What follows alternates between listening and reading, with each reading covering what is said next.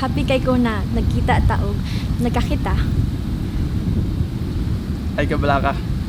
Ako buhaton ng tanan. Aron dili ka magmahay. Nga ako ang imong gipili. I love you. I love you too. Tara. Ha?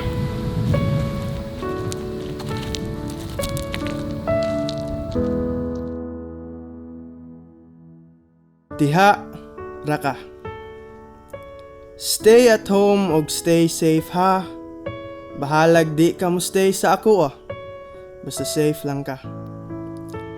Kaingon ka sa ako gimingaw na ka sa mga panahon nga magsuroy-suroy sa plaza.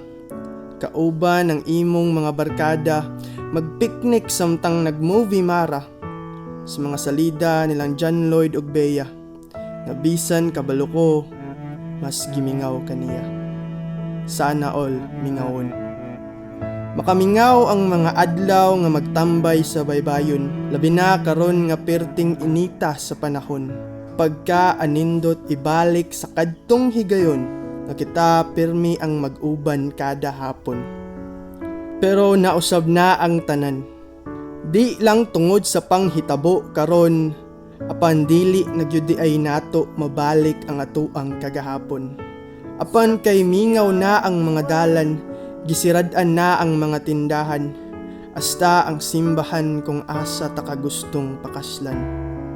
Kay aron sa kaluwasan sa katilingban, niining kagaw nga nilakop sa tibuok kalibutan. Ubay-ubay man ang napakyas nga kinabuhi, apan walay angay nga kabalak-an.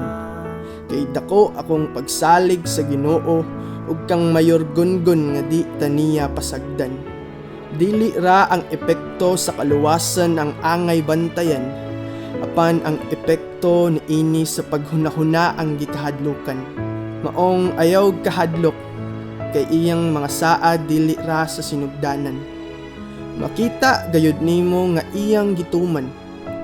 Striktong pagbantay sa mga kadalanan, paghatag og tagsa-tagsang mga pagkaon ug uban pang kinahanglan.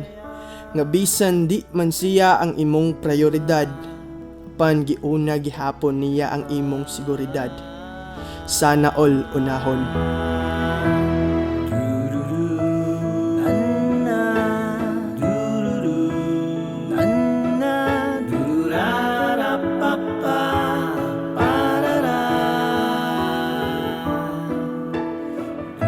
Kung sa kinalasan, dili ka man maakuha, basta pili alang ang tarong sa maniya. Maong stay at home ug stay safe ha. Pahalag dili ka mo stay sa ako basta safe lang ka.